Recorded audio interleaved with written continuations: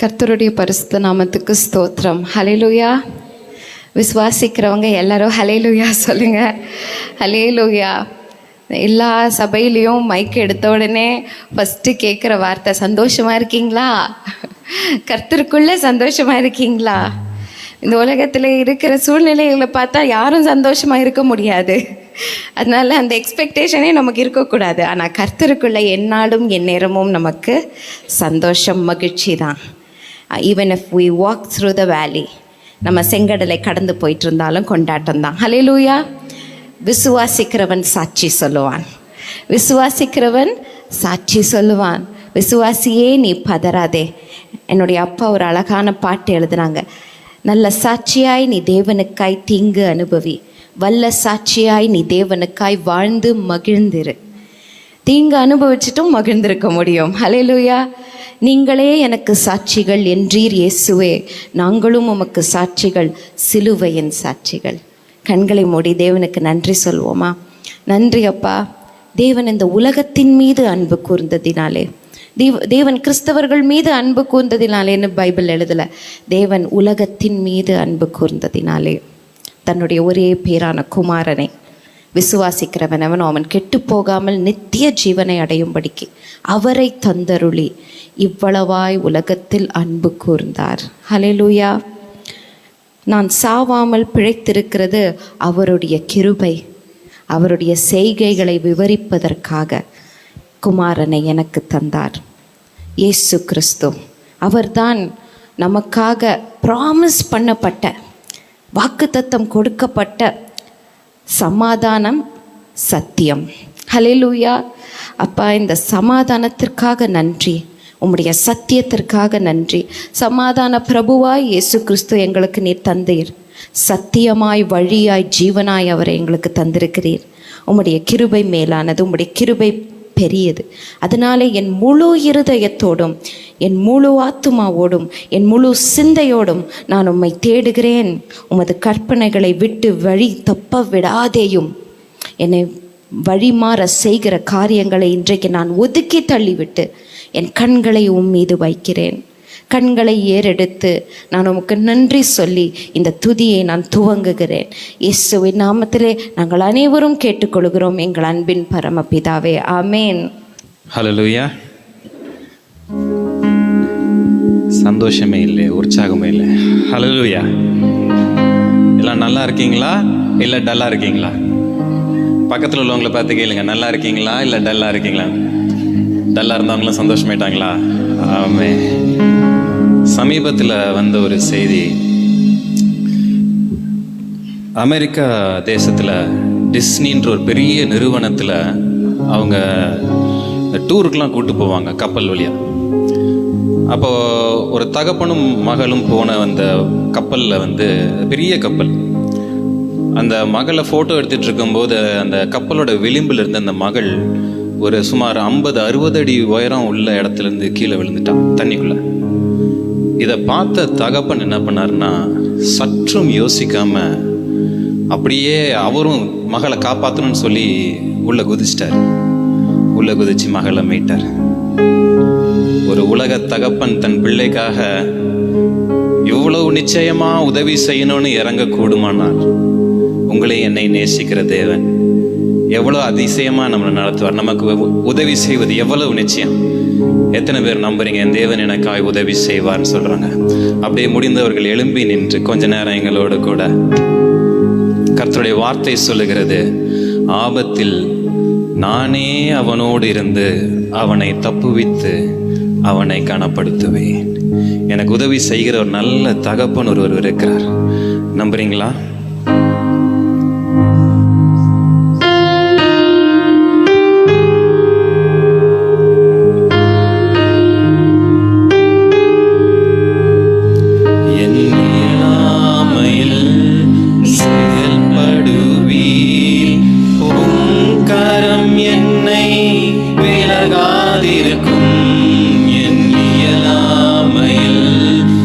செயல்படுவே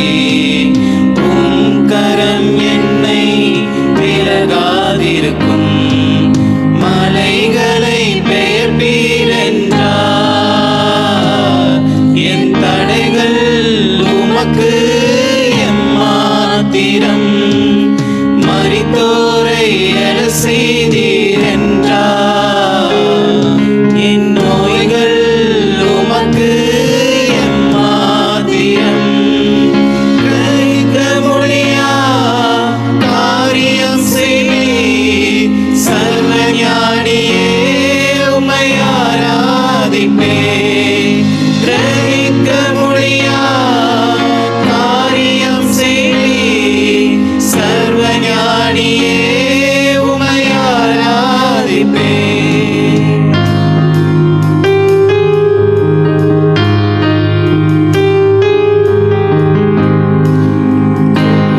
கையும் இரு பரிவாரமாகும். உம்மாலன்றி இது யாரால் கூடும்? வெறும் கோலும் கையும் இரு பரிவாரமாகும். உம்மாலன்றி இது யாரால் கூடும்? ஆகாயத்து பட்சிகளை போஷிப்பீரென்றார். என்னையும் போஷிப்பது நிச்சயமே. காட்டு புஷ்பங்களை உடுத்துவது நீரே என்றார். என்னை குறைவின்றி நடத்துவதும் நிச்சயமே. கிரகிக்க முடியா காரியம் செய்வீர். சர்வஞானியே உம்மை ஆராதிப்பேன். கிரகிக்க முடியா காரியம் செய்வீர். சர்வஞானியே உம்மை ஆராதிப்பேன்.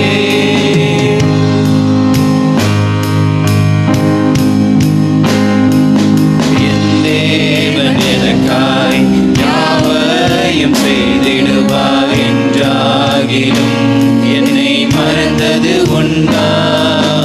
என் தேவன் எனக்காய் யாவையும் செய்திடுவார் என்றாகிலும் என்னை மறந்தது உண்டா?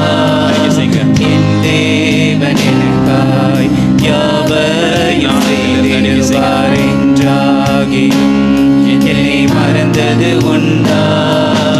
என் தேவன் எனக்காய் யாவையும் செய்திடுவார் என்றாகிலும் என்னை மறந்தது உண்டா? கிரகிக்க முடியா காரியம் செய்வீர்.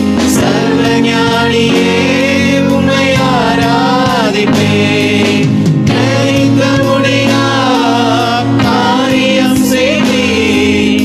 சர்வஞானியே உம்மை ஆராதிப்பேன். சர்வஞானியே உம்மை ஆராதிப்பேன். நல்ல கரங்களை தட்டி தேவனுக்கு மகிமை செலுத்துவோமா? இதுவரை எனக்கு உதவி செய்தவர், இதுவரை என்னை நடத்தினவர்.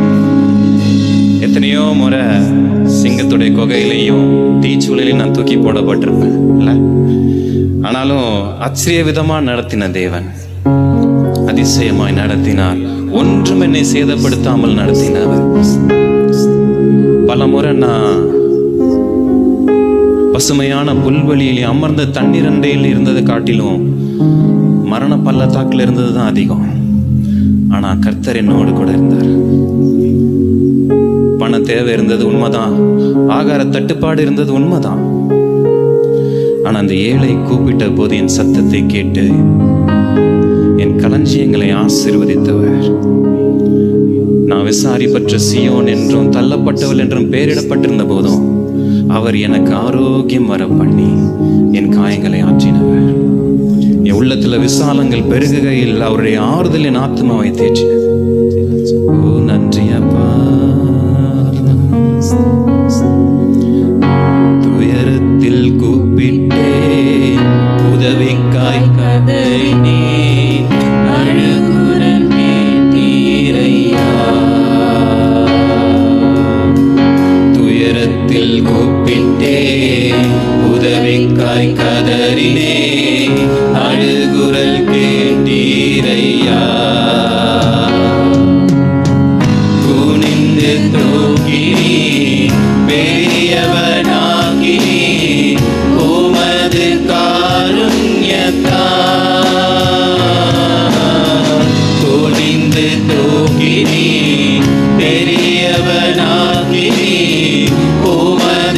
காருண்யத்தா குனிந்து தூக்கினீரே பெரியவனாக்கினீரே உமது காருண்யத்தா பெரியவனாக்கினீரே குனிந்து தூக்கினீரே பெரியவனாக்கினீரே உமது காருண்யத்தா பெரியவனாக்கினீரே சேனைக்குள் பாய்ந்தே உந்தன் தயவாலே மதிலை தாண்டிடுவே சேனைக்குள் பாய்ந்தே உந்தன் தயவாலே மதிலை தாண்டிடுவே புகழ்ந்து பாடுவே உம்மையே உயர்த்துவே உயிர் வாழும் நாட்கள் எல்லாம் புகழ்ந்து பாடுவே உம்மையே உயர்த்துவே உயிர் வாழும் நாட்கள் எல்லாம் புகழ்ந்து பாடிடுவே உம்மையே உயர்த்திடுவே உயிர் வாழும் நாட்கள் எல்லாம் உம்மையே உயர்த்திடுவே புகழ்ந்து பாடிடுவே உம்மையே உயர்த்திடுவே உயிர் வாழும் நாட்கள் எல்லாம் உம்மையே உயர்த்திடுவே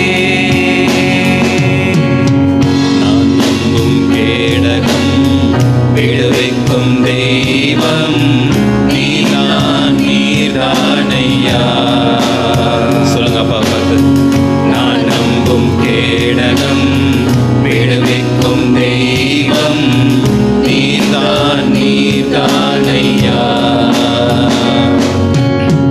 தூயவர் தூயவர் துதிக்கு பாத்திரர் ஆறுதல் நீதானையா தூயவர் தூயவர் துதிக்கு பாத்திரர் ஆறுதல் நீதானையா தூயவர் தூயவரே துதிக்கு பாத்திரரே ஆறுதல் நீர்தானையா துதிக்கு பாத்திரரே தூயவர் தூயவரே துதிக்கு பாத்திரரே ஆறுதல் நீதானையா துதிக்கு பாத்திரரே ஆறுதல் நீர்தானையா துதிக்கு பாத்திரரே உள்ளத்தின் ஆழத்தில் இன்னொரு விசை ஆறுதல் நீர்தானையா துதிக்கு பாத்திரரே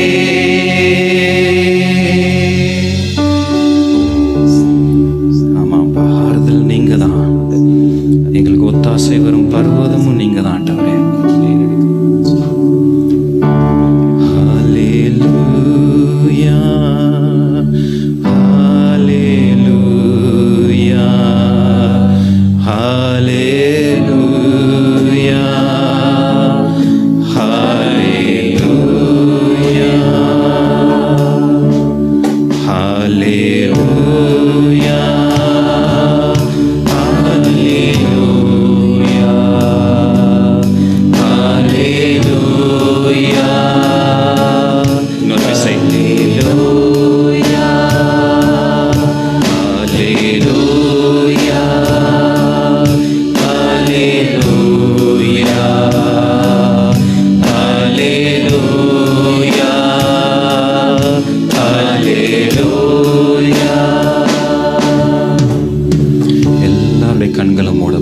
வேண்டாம். இது நீங்களும் தேவனும் இடைப்படுகிற வேளை.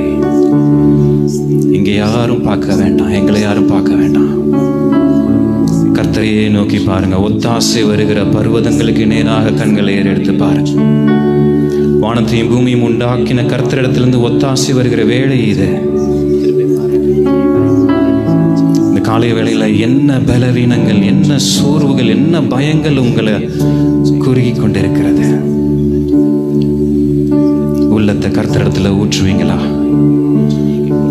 தேவனிடத்துல சொல்லுவீங்களா? ஆண்டவரே, எனக்கு இந்த காரியத்துல உதவி வேணும் ஆண்டவரே, என்னால் ஒன்றும் கூடாதப்பா, என் பலத்தினால நான் நிற்க கூடாது ஆண்டவரே, எனக்கு உதவி செய்கிறவர் நீங்க தான் ஆண்டவரே. உள்ளத்தை திறந்து கர்த்தரிடத்துல ஊற்றுவீங்களா?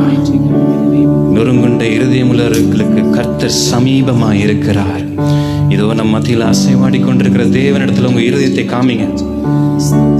என் பிள்ளைகளோட வாழ்க்கையில ஆண்டவரே, நான் கண்ணை மூடுறதுக்குள்ள ஏதாவது ஒரு நன்மை நடந்துராதா?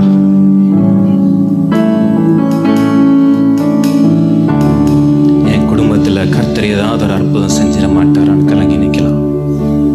பல முறை தேவ சமூகத்துல கண்ணீர் ஊற்றப்பட்டு இருந்தும் பதில் தாமதமாகிறபடினால இனி என் வாழ்க்கை இப்படிதானோன்னு சொல்லி கூட அதோட வாழை சகித்து கொண்டு இருக்கலாம். ஆனால் இஸ்ரவேலே, உனக்கு உருக்கமா இறங்குகிற கர்த்தர் ஒருவர் உண்டு. சகலத்தையும் புதிதாக்குகிற தேவன் ஒருவர் உண்டு. இதோ நான் புதிய காரியங்களை செய்கிறேன், அது இப்பொழுதே துவங்கும் என்று சொன்னவர் ஒருவர் உன் பக்கத்தில் உண்டு.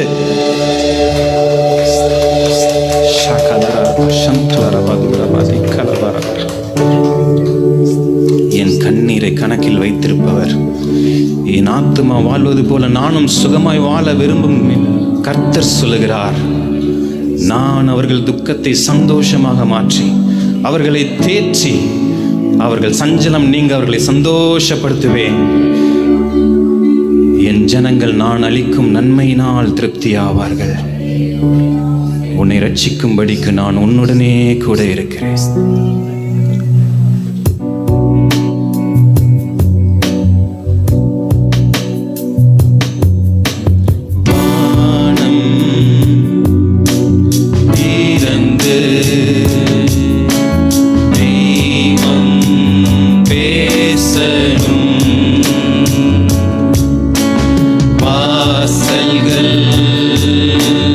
எல்லாம்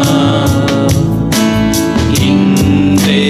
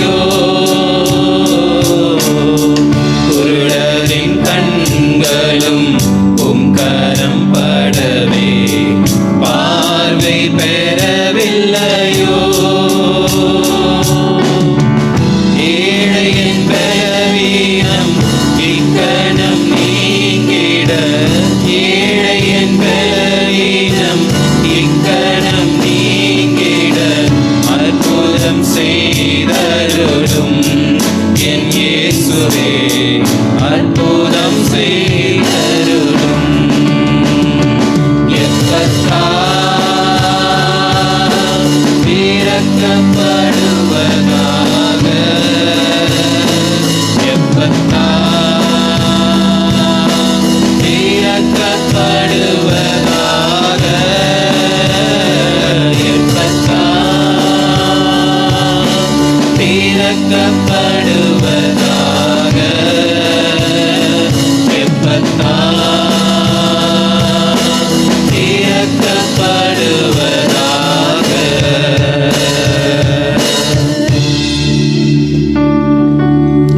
வெண்கல கதவுகளை உடைத்து இருப்பு தாழ்பால்களை முறித்து அந்தகாரத்தில் இருக்கிற பொக்கிஷங்களையும் ஒளிப்பிடத்தில் இருக்கிற புதையல்களையும் உனக்கு கொடுக்கிறவர். என் வாழ்க்கையில் முன்னே சென்று எல்லா தடைகளையும் உடைக்கிறவர், கோணலானவைகளை செவையாக்குகிறவர். எபினேசர், இதுவரை எனக்கு உதவினவர், மரண பரியந்தம் என்னை தாங்குவார், சுமப்பார், தப்பு வைப்பார், எனக்கு உதவி செய்வார். எனக்கு குறித்ததை அவர் நிறைவேற்றி முடிக்க மட்டும் என்னை கைவிடவே மாட்டார். நான் உன்னை விட்டு விலகுவதும் இல்லை, உன்னை கைவிடுவதும் இல்லை என்று சொன்னவர். அவர் ஒருவருக்கே எல்லா துதியும் கனம் மகிமையும் உண்டாயிருப்பதாக. ஆமென். தேவாதி தேவனே, ராஜாதி ராஜனே, நாம் துதித்து மனமாற நாம் போற்றியிருக்கிறோம். கட்டப்பட்ட யாவும் எப்பத்தா என்று சொன்னவுடனே அது திறக்கப்படும். குருடரின் கண்கள் திறக்கப்பட்டது, செவிடரின் காதுகள் எல்லாம் அவர்கள் கேட்கும்படியாக அது திறக்கப்பட்டது. ஆகவே இப்பொழுதும் கூட அவர் எந்த வித அற்புதத்தையும் அவர் செய்ய முடியும். மனிதரால் முடியாதது தேவனால் கூடும் என்ற விசுவாசத்தோடு கூட நாம் இந்த சங்கீதத்தை மாறி மாறி வாசிப்போம். சங்கீதம் 34 இது நம்பிக்கையின் சங்கீதமாக காணப்படுகிறது. இன்றைக்கு நம்ம மத்தியிலே பிரதர் பிரின்ஸ் எமானுவேல் மற்றும் ஜெனிஃப் ரயன் 3 பேரும் நம்ம மத்தியில் இருக்கிறார்கள். அவர்கள் நம்ம மத்தியில் இருப்பதை குறித்து அதிக மகிழ்ச்சி. ரெவரண்ட் ஜெஃப்ரி, சிஸ்டர் ஷாலினி ஜெஃப்ரியோடைய மகள், அவங்க ஜெனிஃபர் நம்ம எல்லாருக்கும் தெரியும். தூர தேசத்தில் அவர்கள் இருந்த பொழுதிலும் அவர்களை மட்டுமாய் கர்த்தர் பாதுகாத்து நல்ல சுகத்தோடு காத்து கொண்டு வருகிறார். அந்த பாதுகாப்புக்காக நாம் அதிகமாக நாம் நன்றி செலுத்த வேண்டும். நம்ம மத்தியில் இருப்பது நமக்கும் சந்தோஷம், பெற்றோருக்கும் அது அதிக சந்தோஷம். அதே போல் சகோதரர் பிரின்ஸ் அவர்களுடைய வீட்டில் அவருடைய தாய்க்கும் அந்த குடும்பத்திற்கும் அது மிகுந்த மகிழ்ச்சியை கொடுப்பதாக இருக்கிறது. இதோ சகோதரர் ஒருமித்து வாசம் பண்ணுவது எத்தனை இன்பமானது என்ற அந்த அபிஷேகத்திற்காக நாம் நன்றி செலுத்துவோம். இப்பொழுதும் பிரதர் பிரின்ஸ் எமானுவேல் முன்பாக வந்து இந்த சங்கீதத்தை வாசிப்பதற்கு உதவி செய்யும்படியாக கேட்கிறேன். சங்கீதம் 34 நாம் அனைவரும் எழுந்து நின்று இந்த சங்கீதத்தை நம்பிக்கையோடு கூட நாம் வாசிப்போம். இன்றைக்கு தெரிந்து கொள்ளப்பட்ட வேத வசனம் சங்கீதம் 34. இந்த முழு அதிகாரம் நாம் மாறி மாறி வாசிப்போம். கர்த்தரை நான் எக்காலத்திலும் ஸ்தோத்தரிப்பேன், அவர் துதி எப்போதும் என் வாயில் இருக்கும்.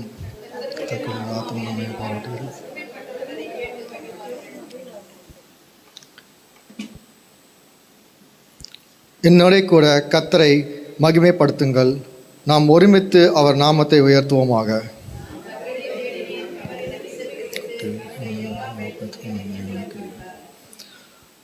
அவரை நோக்கி பார்த்து பிரகாசமடைந்தார்கள், அவர்கள் முகங்கள் வெட்கப்படவில்லை.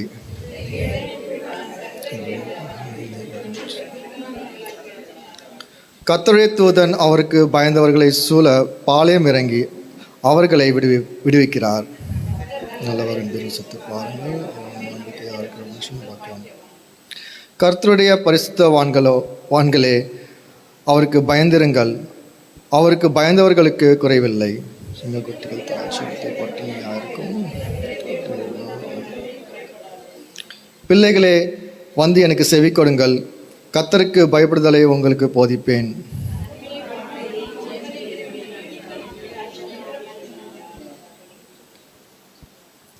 உன் நாவை பொல்லாப்புக்கும் உன் உதடுகளை கபட்டு வசனிப்புக்கும் விலக்கி காத்துக்கொள்.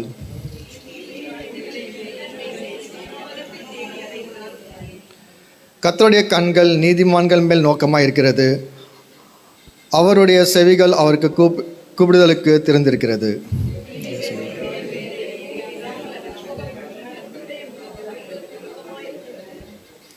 நீதிமான்கள் கூப்பிடும்போது கர்த்தர் கேட்டு அவர்களுடைய எல்லா உபத்திரவங்களுக்கும் நீங்களாக்கி விடுகிறார்.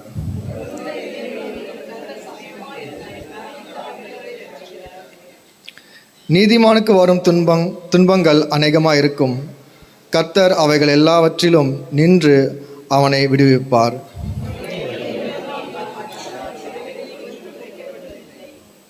தீமை துன்மார்க்கனை கொல்லும், நீதிமானை பகைக்கிறவர்கள் குற்றவாளிகளாக இருப்பார்கள்.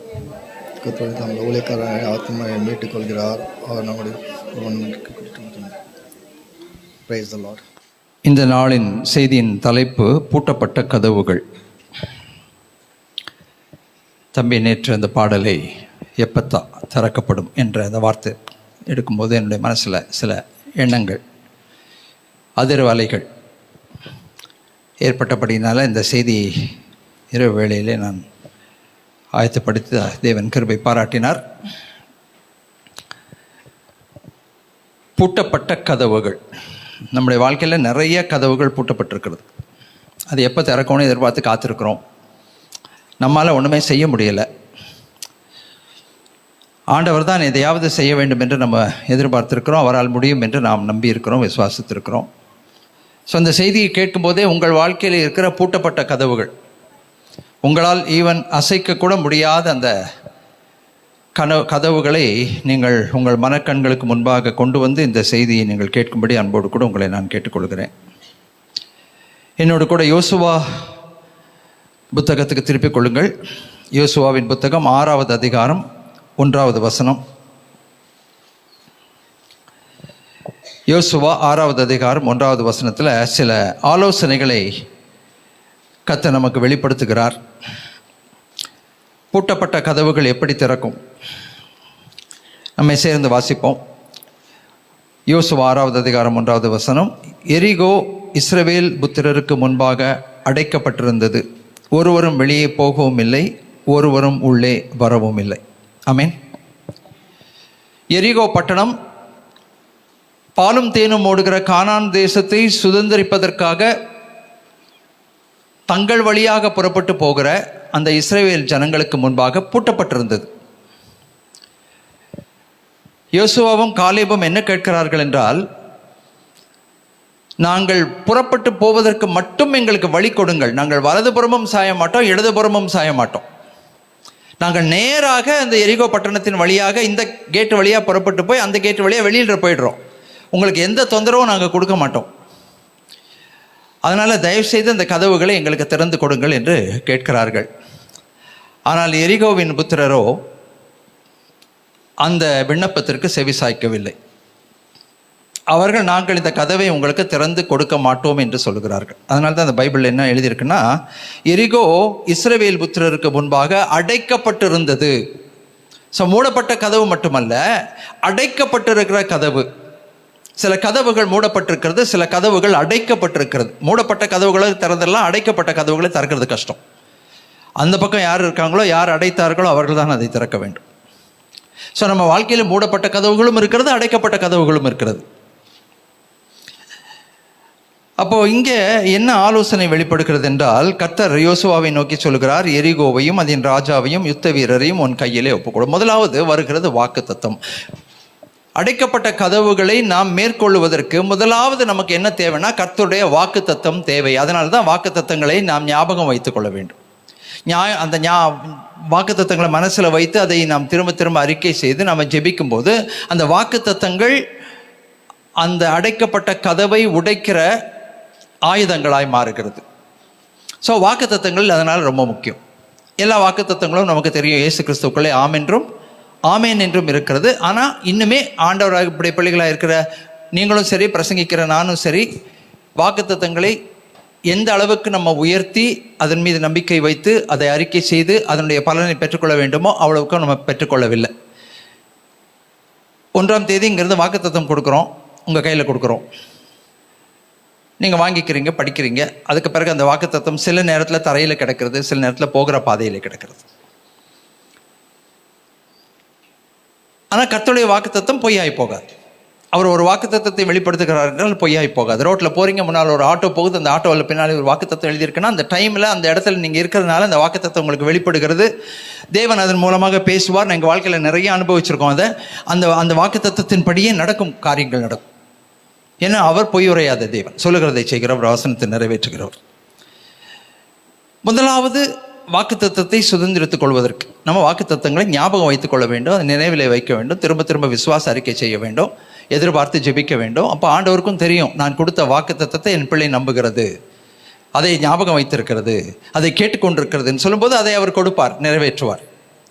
ஸோ முதலாவது அடைக்கப்பட்ட கதவுகள் உடைக்கப்பட வேண்டும் என்றால், எங்கூட சேர்ந்து சொல்லுங்க, அடைக்கப்பட்ட கதவுகள் உடைக்கப்பட வேண்டும் என்றால் நான் நம்ப வேண்டியது முதலாவது என்ன? தேவனுடைய வாக்குத்தத்தம். ஆண்டவர் என்ன சொல்றாருன்னா, உனக்கு கொடுத்துட்டேன்றாரு. கொடுக்க போறேன்னு சொல்லலை, கொடுத்துட்டேன், ஏற்கனவே கொடுத்தாச்சு, வெற்றி வந்தாச்சு, ஜெயம் வந்தாயிற்று, ஆனால் நீ செய்ய வேண்டிய சில காரியங்கள் இருக்கிறது அப்படின்னு சொல்றார். சுருக்கமாக சொல்கிறேன், இது ஒரு பெரிய பேசேஜ், அதனால சுருக்கமாக சில வசனங்களை மாத்திரம் நான் சொல்கிறேன் பாருங்க. அவர் என்ன சொல்றாருன்னா, யுத்த புருஷராகிய நீங்கள் அனைவரும் பட்டணத்தை சூழ்ந்து ஒரு தரம் சுற்றி வாருங்கள், இப்பொழுது 6 நாள் செய்ய கடவீர்கள். இப்போ பிரச்சனை என்ன இருக்கு? பூட்டப்பட்ட கதவு. அந்த பூட்டப்பட்ட கதவை சுற்றி வர வேண்டும் ஆச்சுங்களா? அந்த பட்டணத்தை நம்ம 3 என்ன செய்யணுமா? நீங்கள் சூழ்ந்து வர வேண்டும். இப்படி ஒரு நாளைக்கு ஒரு தரம் 6 நாள் செய்யுங்க. அதற்கு பிறகு என்ன சொல்றாரு? 7ஆவது நாள், 7ஆம் நாளிலே பட்டணத்தை 7 தரம் சுற்றி வர கடவர்கள், ஆசாரியர்கள் எக்காலங்களை ஊத வேண்டும். அதற்கு பிறகு நீங்கள் கொம்புகளினால் நெடும் துணி இடும்போது, எக்கால சத்தத்தை கேட்கும்போது, ஜனங்கள் ஆர்ப்பரிக்கும் போது பட்டணம் அலங்கம் இடிந்து விழுகும் அப்படின்னு தெளிவாக சொல்லிட்டார். அப்போ பட்டணம் இடிந்து விழும், கதவுகள் உடைந்து விழும் அப்படின்றத நம்ம பார்க்குறோம். ஸோ இதில் யாரெல்லாம் இன்வால்வ் ஆகிருக்கிறது நீங்கள் பார்த்தீங்கன்னா, வெறும் ஜனங்கள் மட்டுமல்ல, அங்கே ஆசாரியர்கள் இன்வால்வ் ஆகிருக்கிறாங்க, தேவனுடைய தாசர்கள் இன்வால்வ் ஆகிருக்கிறாங்க. அவர்களுடைய ஒரு பங்கு அந்த இடத்துல இன்றியமையாத ஒரு பங்கு இருக்கிறது.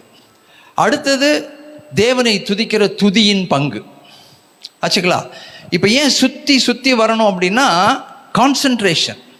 நமக்கு இந்த மாதிரி அடைக்கப்பட்டிருக்கிற ஒரு கதவை நாம் மறந்து விடக்கூடாது. கான்சன்ட்ரேஷன் மைண்டில் அதை இருந்துக்கிட்டே இருக்கணும். இந்த கதவு எனக்கு அடைக்கப்பட்டிருக்கு, இந்த கதவு எனக்கு அடைக்கப்பட்டிருக்கிறது, இந்த கதவை சுற்றித்தான் என்னுடைய விசுவாசம் வருகிறது, இந்த கதவை சுற்றித்தான் என்னுடைய வாக்குத்தத்தத்தின் அறிக்கை வருகிறது, இந்த கதவை சுற்றித்தான், இந்த பட்டணத்தை சுற்றித்தான் நான் வருகிறேன். அப்போது தேவனுடைய தாசர்களும் அதற்காக உங்களுக்காக ஜெபிக்கிறார்கள். உங்கள் தேவைகளை நீங்கள் சொல்லும்போது, அடைக்கப்பட்ட கதவை பற்றி நீங்கள் ஊழியக்காரோட பகிர்ந்து கொள்ளும்போது அவர்களுடைய பங்கும் அங்கே இருக்கிறது. சபை அதற்காக ஜெபிக்கிறது, ரொம்ப முக்கியம். அப்புறம் தேவனை துதிக்கிற துதி. ஆசாரியர்கள் ஆர்ப்பரிக்கும் போது ஜனங்கள் பெரிய சத்தத்தோடு தேவனை துதிக்கணும். துதிக்கும் போது அலங்கம் இடிந்து விழும் ஆண்டவர் சொல்லிட்டார். அந்த அலங்கம் எப்படி இடிஞ்சு விழுச்சுன்னா, செவரு உள்ளேருந்து யாரோ வெளியில் தள்ளி விட்ட மாதிரி. இப்போ இவங்க வெளியில் தானே சுற்றுறாங்க, அலங்கம் உழுகணும்னா எப்படி உழுகணும்? அந்த அலங்கம் வெளியிலேருந்து உள்ளே தள்ளி விட்ட மாதிரி விழுகணும். ஆனால் இந்த அலங்கம் எப்படி விழுந்தது தெரியுமா? உள்ளேருந்து யாரோ வெளியில் தள்ளி விட்ட மாதிரி விழுந்தது. இப்போ தேவனுடைய செயல்பாடு எப்போவுமே வித்தியாசமாக தான் இருக்கும். அருமையான தெய்வச்சனமே அதை அவர்கள் செய்கிறார்கள். உங்களுக்கு இன்றைக்கி நான் இதை சீரியஸாக நீங்கள் நினச்சிங்கன்னா, இந்த அதிகாரத்தை வீட்டில் போய் ஃபுல்லாக இன்றைக்கி நீங்கள் வாசித்து பாருங்கள். என்றெல்லாம் ஃபுல்லாக நம்மளுக்கு எடுக்கிறதுக்கு என்ன இல்லை. ஆமாம். அப்போது இந்த ஆசாரியர்கள் கர்த்தருடைய பெட்டியை சுமந்து கொண்டு போகிறார்கள். எங்கே பார்க்குறோம்? அதை 12வது வசனம் பாருங்கள். யோசுவா அதிகாலமே எழுந்திருந்தான், ஆசாரியர்கள் கர்த்தரின் பெட்டியை சுமந்து கொண்டு போனார்கள். சைலண்ட்டாக போகிறாங்க. முதல் 6 நாள் சைலண்ட்டாக போகிறாங்க. வெறும் அந்த எக்காலத்தை ஊதிக்கொண்டு அவங்க போகிறாங்க, வேறு எதுவுமே இல்லை. 2வது நாளும் அப்படித்தான், 3வது நாளும் அப்படித்தான். ஆனால் 7வது நாளில் தான் எக்காலங்களை ஊதும்போது ஜனங்கள் ஆர்ப்பரிக்கிறார்கள். அது 20வது வசனத்தில் இருக்குது. அப்புறம் அதை எக்கால சத்தத்தை ஜனங்கள் கேட்டு மகா ஆரவாரத்தோடு முழங்கையில் அலங்கம் இடிந்து விழுந்தது அப்படின்னு சொல்லி நம்ம பார்க்குறோம். ஓகேயா? அதுக்கு பிறகு அவர்கள் அதை போய் சுதந்திரித்துக் கொள்கிறார்கள் என்று சொல்லி நம்ம பார்க்குறோம். ஸோ அருமையான தேவஜனமே, நமக்கு முன்பாக அடைக்கப்பட்டிருக்கிற கதவுகள் உடைக்கப்பட வேண்டி சில காரியங்களை கர்த்தர் நமக்கு தெளிவாய் வெளிப்படுத்துவார். அந்த ஆலோசனைகளை நம்ம கரெக்டாக பெற்றுக்கொள்ளணும். எப்படி என் வாழ்க்கையில் இருக்கிற எனக்கு ஆசீர்வாதமாய் இருக்க வேண்டிய ஒரு இடம், ஒரு சுதந்திரம், எனக்கு சேர வேண்டிய ஒரு சொத்து உரிமை, எனக்கு சேர வேண்டிய ஒரு ஆசீர்வாதம், ஏதோ ஒன்று எனக்கு வராமல் அடைப்பட்டிருக்கிறது. நம்ம எல்லாருடைய வாழ்க்கையிலும் அப்படிப்பட்ட ஒரு 1 or 2 திங்ஸ் இருக்க தான் செய்யும். நீங்கள் இப்போ உட்காந்து யோசித்து பார்த்தீங்கன்னா தெரியும். அது ஒருவேளை உங்களுக்கு வர வேண்டிய ஒரு ப்ரொமோஷனாக இருக்கலாம், ஒரு ஹைக்காக இருக்கலாம், இல்லைனாக்கா ஒரு சொத்துரிமையாக இருக்கலாம், அல்லது ஏதோ ஒரு காரியம் உங்களுக்கு தடைப்பட்டிருக்கிறதுனா அது கண்டிப்பாக உங்களுக்கு வந்து சேரணும். உரிமையோடு நீங்கள் அதை கோர முடியும், ஏன்னா அது உங்களுக்கு சொந்தமானது. ஆனால் அது அடைப்பட்டிருக்கு, தடைப்பட்டிருக்கு, கதவுகள் மூடப்பட்டிருக்கிறது. அப்போது நாம் செய்ய வேண்டிய விஷயம் என்னன்றதை ஆண்டவர் இன்றைக்கு வெளிப்படுத்துகிறார். வாக்குத்தத்தத்தை நல்ல ஆழமாக பற்றி பிடித்து கொண்டு அதை விசுவாசத்தோடு அறிக்கை செய்யுங்க. அதை தேவனுடைய தாசர்களோடு பகிர்ந்து கொள்ளுங்க, சக விசுவாசிகளோடு பகிர்ந்து கொள்ளுங்க, அவங்களோட சேர்ந்து ஜெபம் பண்ணுங்க.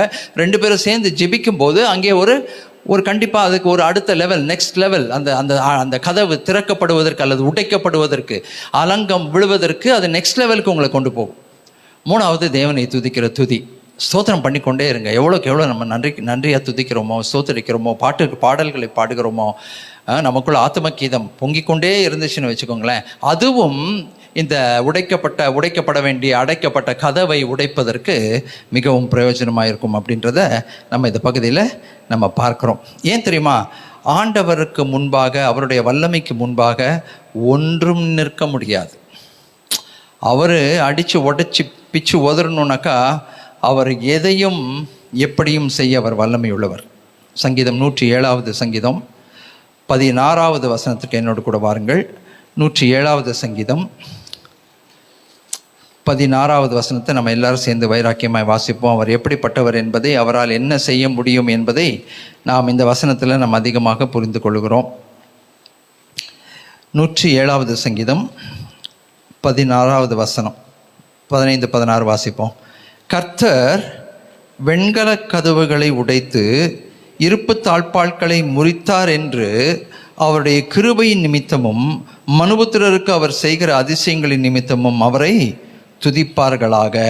இது எங்கே சொல்லப்பட்டிருக்குன்னு கேட்டிங்கன்னா, ஏசாயா 42வது அதிகாரத்தில் அந்த கோரேசுக்காக கர்த்தர் கொடுக்குற வெளிப்பாடுகளிலே இது இருக்கிறது. கொஞ்சம் ஒரு விரல் இங்கே நீங்கள் வச்சுக்கோங்க, சரிங்களா? ஒரு விரல் வச்சுட்டு ஏசாயா தீர்க்கதரிசன புஸ்தகம் 45வது அதிகாரம் 2வது வசனத்துக்கு யாராவது திருப்பிக் கொள்ளுங்கள், பரிசுத்த வேதாகமத்தை திருப்பிக் கொள்ளுங்கள், நம்ம சேர்ந்து வாசிப்போம். ஏசாயா தீர்க்கதரிசன புஸ்தகம் 42வது அதிகாரம்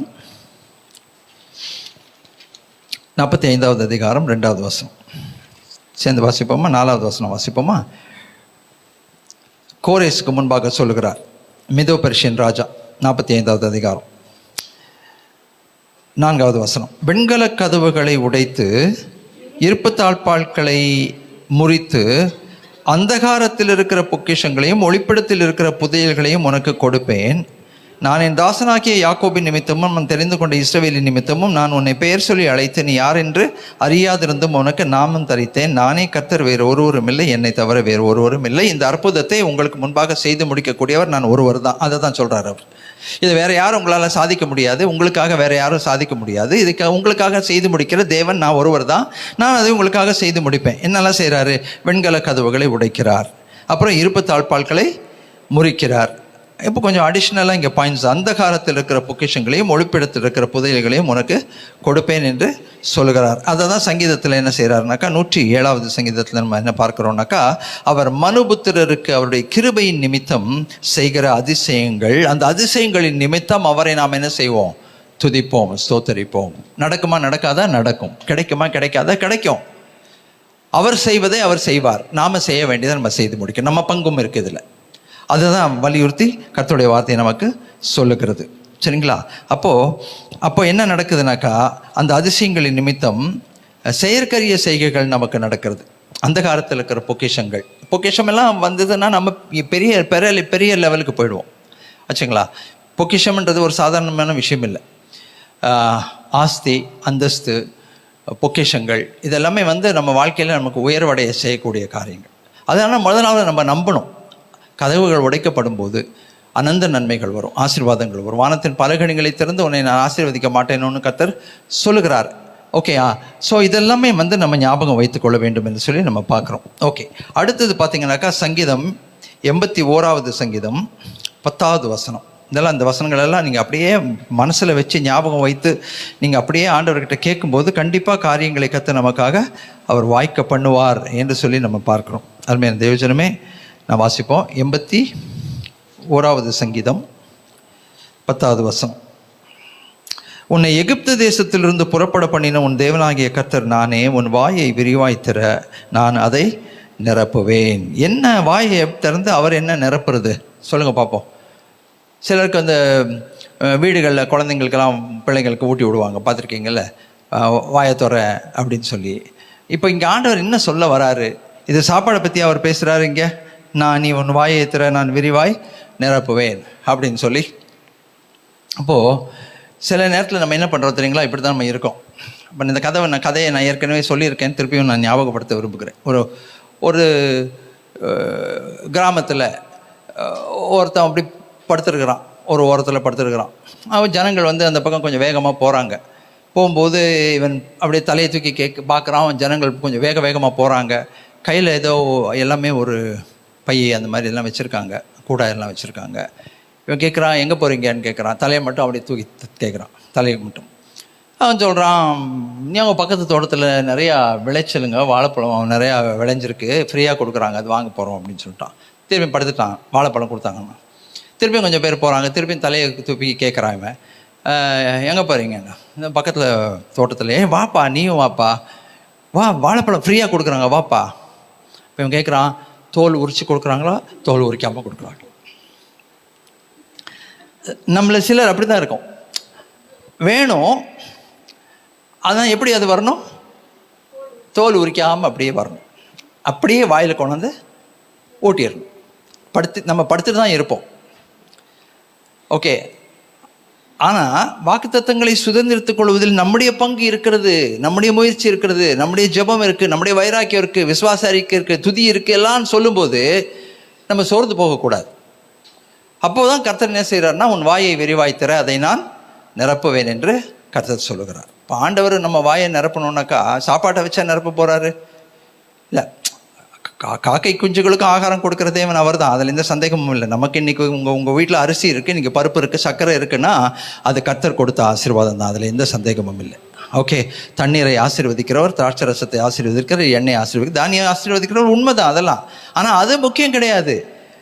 நீ வாயை திற, நான் நிரப்புவேன் என்று கர்த்தர் சொல்லுகிறார். அது எப்படி சொல்கிறாருன்னா, நீ எகிப்து தேசத்திலிருந்து உன்னை புறப்பட பண்ணின கர்த்தர் நானே அப்படின்னு. என்ன பிரச்சனை இதில் என்ன அப்படின்னா, அதுக்கு முன்னால் ஒரு வசனம் சொல்கிறார், 9வது வசனத்தில், உனக்குள் வேறு தேவன் உண்டா இருக்க வேண்டாம், அந்நிய தேவனை நீ நமஸ்கரிக்கவும் வேண்டாம் அப்படின்னு சொல்கிறாரு.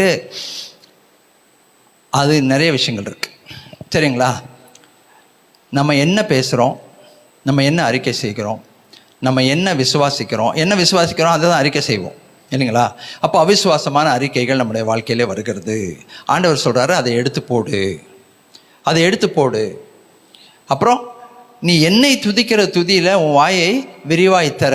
நான் முதல்ல தெளிவாக எழுதுறாரு, எனக்கு அது எரிச்சல் உண்டாக்குறதுன்னு சொல்கிறார் அவர். நீ இப்படியெல்லாம் பண்ணும்போது எனக்கு எரிச்சல் உண்டாயிற்று. சினிமா பாட்டு நல்லா தான் இருக்குது கேட்குறதுக்கு. எங்கள் சினிமா பாட்டு நல்லா இல்லையா, நல்லா எழுதலையா? அழகாக தான் எழுதுகிறாங்க, அழகாக தான் டியூன் போடுறாங்க. சில சினிமா பாட்டு நல்லா தான் இருக்குது, கருத்துள்ள தான் இருக்குது. ஆனால் என்ன செய்யணும், நமக்கு ஆண்டோடைய பிள்ளைகளுக்கு அதில் நமக்கு என்ன இல்லை, கொடுப்பின இல்லை, அதை நம்ம புரிந்து கொள்ள வேண்டும். அது நம்ம மைனஸில் ஓடிக்கிட்டு இருக்குது, அது நம்ம வீட்டில் ஓடிக்கொண்டிருக்கு, அது அந்த பாட்டுகளை நம்ம கேட்டுக்கொண்டு உட்காந்துருக்குறோம். அப்படின் போது இந்த பக்கம் ஆண்டவரே நான் வாயை திறக்கிறேன், விரிவாய் திறக்கிறேன், அதை நிரப்புங்கன்னு கேட்குறதுக்கே எந்த உரிமையுமே இல்லையே. அப்புறம் நம்ம அவிசுவாச அறிக்கை பண்ணுறது, எதுனாலுமே இது வராது, இது கிடைக்காது, இது நடக்காது, இது அவ்வளோதான், இது முடிஞ்சு போச்சு, என் கஷ்டம் என்னோடய இருக்கட்டும். இது என்ன, நீங்கள் வாங்கின நகையா? நீங்கள் வாங்கின நகைன்னா பரவாயில்ல, என் கூட இருக்கட்டும்னா பரவாயில்ல, என் கஷ்டம் என்னோடய இருக்கட்டும் அப்படின்னா அந்த கஷ்டம் என்ன பண்ணும்?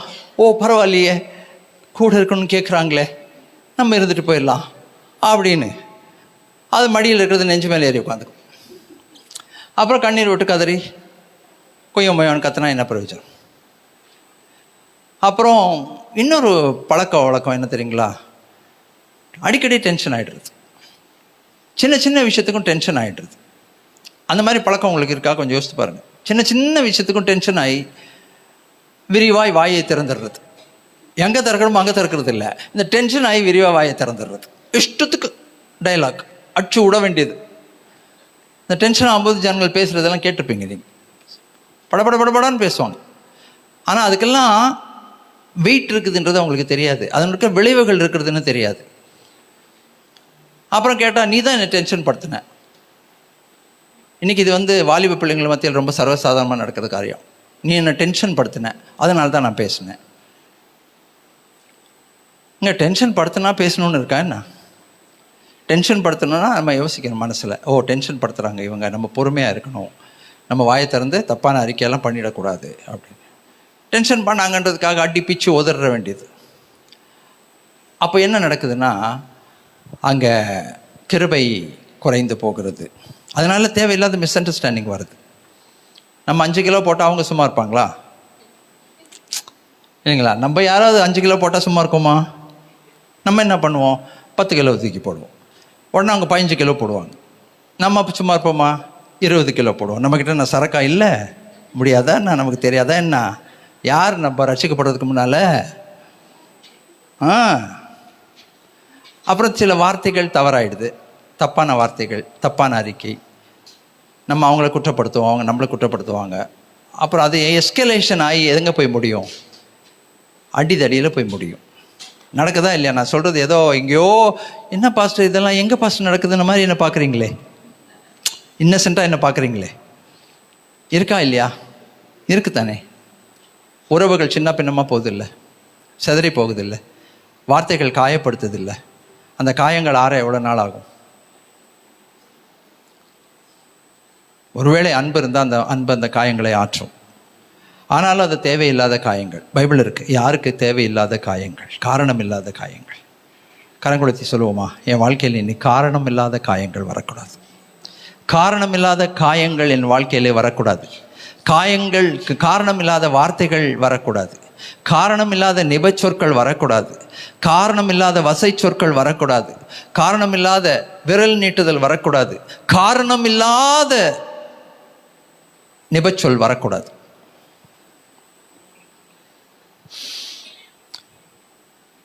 யாருக்கு காரணம் இல்லாத காயங்கள்?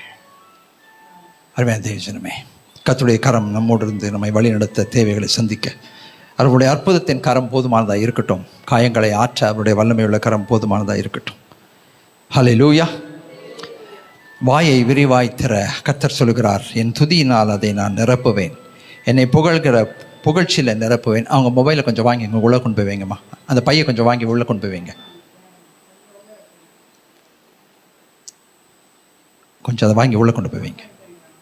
நீங்கள் கொண்டு போய் வாங்கி உள்ள வைங்க.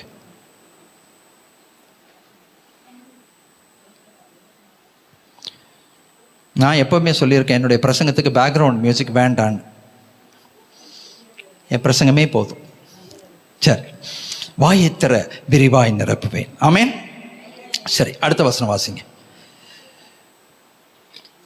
மல்கியாவின் புத்தகம் 3வது அதிகாரம் 10வது வசனம். நான் சத்திய வார்த்தையை சத்தியமாய் நான் போதிக்கிறவன். நான் உங்ககிட்ட ஏற்கனவே சொல்லிட்டேன், அது என்னை வெட்டுகிறதா இருந்தாலும் அதை நான் சத்தியமாய் போதிக்கிறவன். அதில் நீங்கள் எந்த ஒரு சந்தேகமும் இல்லாமல் என்னுடைய கர்த்தருடைய வார்த்தையை நீங்கள் கேட்கலாம். நான் பிரசங்கிக்கும் போது கேட்கலாம். சரிங்களா? மல்கியா 3வது அதிகாரம் 10வது வசனம். இது எல்லாருக்கும் நல்ல மனப்பாடமாக தெரிந்த வசனம். இதை எல்லா தேவாலயங்களிலும் அடிக்கடி யூஸ் பண்ணுவாங்க, நீங்கள் பார்த்துருப்பீங்க. ஓகே, மல்கியா 3வது அதிகாரம் 10வது வசனம் நம்ம சேர்ந்து வாசிப்போம். என் ஆலயத்தில் ஆகாரம் உண்டாயிருக்கும்படி தசம பாகங்களை எல்லாம் பண்டகசாலையிலே கொண்டு வாருங்கள். அப்பொழுது நான் வானத்தின் பலகணிகளை திறந்து இடம் கொள்ளாமல் போகும் மட்டும் உங்கள் மேல் ஆசீர்வாதத்தை வருஷிக்க பண்ண மாட்டேனோ என்று அதனால் என்னை சோதித்து பாருங்கள் என்று சேனைகளின் கர்த்தர் சொல்லுகிறார். ஓகே, அப்போது இது பழைய ஏற்பாட்டில் ஒரு நியமத்தை ஆண்டவர் கொடுத்துருந்தாரு. என்னன்னாக்கா, அவர்களுடைய எல்லா காணிக்கைகளிலும் அவர்களுடைய விளைச்சலிலும் 10ல் 1 பங்கை தேவனுடைய ஆலயத்துக்கு கொண்டு படைக்கணும். ஆனால் இன்றைக்கி உங்களுக்கு ஒரு ரகசியம் நான் சொல்லித்தரேன். இதை எல்லா பிரசங்கி மாதிரி யூஸ் பண்ணுவாங்க. ஆனால் இப்போ நான் உங்களுக்கு சொல்கிறத அவங்க சொல்ல மாட்டாங்க. சரிங்களா? இப்போ நான் உங்களுக்கு சொல்லிக் கொடுக்குறத அவங்க சொல்லிக் கொடுக்க மாட்டாங்க. இந்த வசனத்தை மட்டும்தான் சொல்லுவாங்க. இது யாருக்காக எழுதப்பட்டது அப்படின்றத நீங்கள் பார்க்கணும். சரிங்களா? 2வது அதிகாரம், மல்கியா 2வது அதிகாரம் 1வது அதிகாரத்துக்கு வாருங்களேன் ப்ளீஸ். 1வது அதிகாரத்துக்கு வாருங்கள். மல்கியாவுக்கு கர்த்தர் வெளிப்படுத்தின காரியங்கள். ஓகே, 6வது வசனம், 1வது அதிகாரம் 6வது வசனம் சேர்ந்து வாசிப்போம். குமாரன் தன் பிதாவையும் ஊழியக்காரன் தன் எஜமானையும் கனம் பண்ணுகிறார்களே, நான் பிதாவானால் என் கனம் எங்கே? நான் எஜமானனானால் எனக்கு பயப்படும் பயம் எங்கே என்று சேனைகளின் கர்த்தர் தமது நாமத்தை அசட்டை பண்ணுகிற ஆசாரியர்களாகிய உங்களை கேட்கிறார். அதற்கு நீங்கள் உமது நாமத்தை எதினாலே அசட்டை பண்ணினோம் என்கிறீர்கள். இது பை இட் செல்ஃப் இட்ஸ் தனி டாபிக், சரிங்களா? இதை நான் இந்த டாப்பிக்கை நான் எடுக்க விரும்பல. ஆனால் யாரை பார்த்து ஆண்டவர் கேட்குறாரு? யாரை கேட்குறாரு? கர்த்தருடைய ஆசாரியர்களை பார்த்து ஆண்டவர் கேட்குறார், ஊழியக்காரரை பார்த்து கேட்குறார். இது நிறைய ஊழியக்காரர் உங்களுக்கு சொல்லிக் கொடுக்க மாட்டாங்க, ஏன்னா சொல்லிக் கொடுத்தா அவங்க வருமானம் போயிடும், சரிங்களா? யாரை பார்த்து கேட்குறாரு? ஆசாரியர்களை பார்த்து கேட்கிறார்.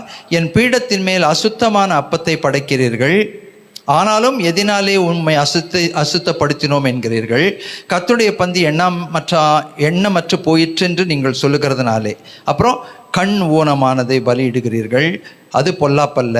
கால் ஊனமானதை நசல் பிடித்ததை கொண்டு வந்தாலும் அது பொல்லாப்பல்ல என்கிறீர்கள். அதை நீ உன் அதிபதிக்கு செலுத்து, அவன் உன்மேல் பிரியமாய் இருப்பானோ, உன் முகத்தை பார்ப்போனோ என்று சேனைகளின் கர்த்தர் சொல்லுகிறார். சொல்லிட்டு என்ன சொல்றாரு? 10வது வசனத்தில், உங்களில் எவன் கூலி இல்லாமல் கதவுகளை பூட்டுவான்? என் பலிபீடத்தின் மேல் அக்கினியை கூலி இல்லாமல் கொளுத்த மாட்டீர்கள். உங்கள் பேரில் எனக்கு பிரியமில்லை என்று சேனைகளின் கர்த்தர் சொல்லுகிறார். உங்கள் கைகளில் உள்ள காணிக்கையும் எனக்கு உகந்ததல்ல என்று ஆசாரியர்களை பார்த்து சொல்றார். ஏன்னா ஜனங்கள் பலிக்கு கொண்டு வராங்க பார்த்தீங்களா, கொண்டு வர்ற காரியத்தில் நல்லா இருக்கிறத, கண்ணு நல்லா இருக்கிறது, ஒவ்வொரு பார்ட் ஆஃப் த பாடி நல்லா இருக்கிற பலியை ஆடாக இருந்தாலும் சரி, மாடாக இருந்தாலும் சரி, அவன் என்ன பண்ணுறான்? வீட்டுக்கு எடுத்துகிட்டு போயிடுறான். பலிபீடத்தில் பலி கொடுக்கறது எது கொடுக்குறான்? கண்ணு போனது, கால் போனது, அதை கொடுக்குறான். ஆண்டவர் அதை பார்க்கிறார், சரிங்களா? அப்போது நம்ம ஆண்டவருக்கு கொடுக்குற காரியம் எப்படி இருக்கணும்னா முழுமையானதாக, நிறைவானதாக இருக்கணும். இந்த இங்கே காணிக்கைன்றவங்க இருக்காங்க, நம்ம சர்ச்சில் காணிக்கைன்றவங்க இருக்காங்க. அவங்களுக்கு தெரியும் ஒவ்வொரு நோட்டு எப்படிப்பட்ட நோட்டாக வருது. சில நோட்டுகள் நீங்கள் பார்த்தீங்கன்னா ஐதரை காலத்து நோட்டுங்க, அப்படியே லைட்டுக்கிட்ட வச்சு பார்த்தீங்கன்னா அப்படியே லைட்டே தெரியும். அதை கொண்டு வந்து போடுறாங்க. ஓகே, அதை பேங்க்கில் கொடுத்தா மாற்றிக்கலாம், வேறு விஷயம் அது, ஓகேங்களா? இல்லை ஒரு அற்புதம் நடக்கணும் கூட போடலாம். அவங்க நம்ம காணிக்கப்பட்டி போட உடனே அது என்ன ஆகிடும்? புது நோட்டாக மாறிடும் அப்படின்னு சொல்லி.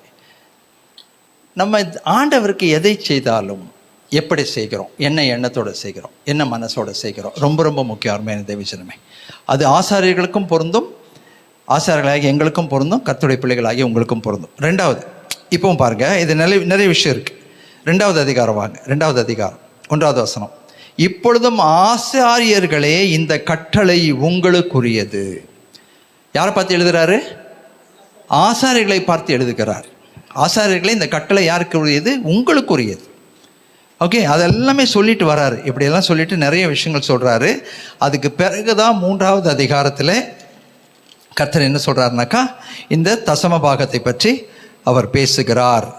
என் ஆலயத்தில் ஆகாரம் உண்டாயிருக்கும்படி தசம பாகங்களை பண்டகசாலையில் கொண்டு வாருங்கள். அப்பொழுது நான் வானத்தின் பலகணிகளை திறந்து இடம் கொள்ளாமல் போகும் மட்டும் உங்களை ஆசீர்வாதத்தை வருஷிக்க மாட்டேனோ என்று அதனாலே என்னை சோதித்து பாருங்கள் என்று கர்த்தர் சொல்லுகிறார் என்ற வார்த்தை வெளிப்படுகிறது அப்படின்னு சொல்லி நம்ம பார்க்குறோம். ஸோ இப்போ இதிலிருந்து நான் என்ன சொல்ல வரேன்னா, சபைக்கு நீங்கள் கண்டிப்பாக தசம பாகத்தை கொடுத்தே ஆகணும். நீங்கள் கொடுத்தா தான் வானத்தின் பலகணிகள் உங்களுக்கு திறக்கும்னு நான் சொல்ல வரல, நல்லா புரிஞ்சுக்கோங்க.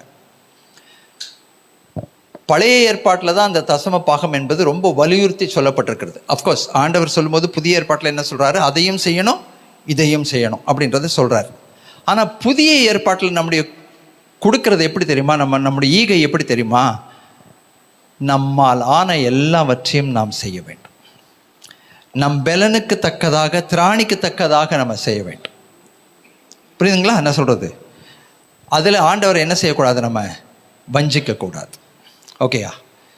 இப்போது பொதுவாக நிறைய பேருடைய வாழ்க்கையில் நீங்கள் பார்த்தீங்கன்னா, சம்பளம் வந்த உடனே, வருமானம் வந்த உடனே முதல்ல என்ன பண்ணுவாங்க தெரியுங்களா? நகை கட்டுறவங்க சொல்கிறேன், நகைக்கு மாதம் மாதம் கட்டுற பழக்கம் இருக்கவங்க அந்த பணத்தை கொண்டு போய் கரெக்டாக நகைக்கு கட்டிடுவாங்க. வீட்டு வாடகை கரெக்டாக கொண்டு போய் கட்டிடுவாங்க. எலக்ட்ரிசிட்டி பில்லு கரெக்டாக கொண்டு போய் கட்டிடுவாங்க. மொபைல் ரீசார்ஜ் ஆமாம் பேசாமல் இருக்க முடியாது நமக்கு, அதையும் கரெக்டாக எல்லாம் இந்த மாதிரி கொடுக்க வேண்டியதெல்லாம் பண்ணிவிட்டு அப்புறம் மிச்சம் இருக்கிறத தான் யாரை பற்றி நம்ம யோசிப்போம்? தேவாலயத்தை பற்றி நான் எல்லாரையும் சொல்லலை. இந்த சபையில் நிறைய பேர் கர்த்தருக்கு உண்மையாக இருக்கிறவங்க, உங்களை ஆசீர்வதிக்கிறேன். நான் இந்த சபையில் காசை பற்றியோ காணிக்கை பற்றியோ பேச வேண்டிய அவசியம் இல்லைங்கிறத நான் அடிக்கடி சொல்லியிருக்கேன். ஏன்னா இங்கே இருக்கிற most of the congregation members குடும்பமான வரைக்கும் அநேகர் நீங்கள் கர்த்தருடைய காரியத்தில் வைராக்கியமாக இருக்கிறவர்கள், உண்மையாக இருக்கிறவர்கள், கர்த்தர் உங்களை ஆசீர்வதிப்பாராக. ஓகே. ஆனால் அப்போ என்ன நடக்கும்னா, வானத்தின் பலகணிகளை கர்த்தர் திறந்து அவர் என்ன செய்கிறார்? நம்மை அதுதான் முக்கியம். கதவுகள் திறக்கிறது. கதவுகள் திறப்பதற்கு இதுவும் ஒரு காரணமாக இருக்கிறது. நம்முடைய ஈகை எப்படிப்பட்டதாக இருக்கிறது, கர்த்தருடைய ஆலயத்தை எப்படி நம்ம மனசில் நினைக்கிறோம், தேவாலயத்தின் ஊழியங்களை தாங்குவதில் எப்படி நம்ம வைராக்கியம் உள்ளவர்களாக இருக்கிறோம். இந்த மாதம் கொடுக்காட்டி பரவாயில்ல, அடுத்த மாதம் கொடுக்கலாம், 2 மாதம் கொடுக்கலான்னு பரவாயில்ல, பாஸ்டரும் கேட்க போகிறதில்ல, பாஸ்டர் அதை பார்க்க போகிறதும் இல்லை, 2 மாதம் கொடுக்கலாம், 2 மாதம் முடியலன்னா 3 மாதம் கழித்து கொடுக்கலாம். இப்படியெல்லாம் நம்ம எண்ணம் பண்ணும்போது என்னன்னாக்கா, சில நேரத்தில் வானத்தின் பலகணிகளை நாமே என்ன செய்கிறோம்? இழுத்து மூடி விடுகிறோம். அப்படின்றத கர்த்தருடைய வார்த்தை நமக்கு முன்பாக வெளிப்படுத்துகிறது. சரி, அடுத்தது வெளிப்படுத்தின விசேஷம் 3வது அதிகாரம் 20வது வசனம். வெளிப்படுத்தின விசேஷம் 3வது அதிகாரம் 20வது வசனம்.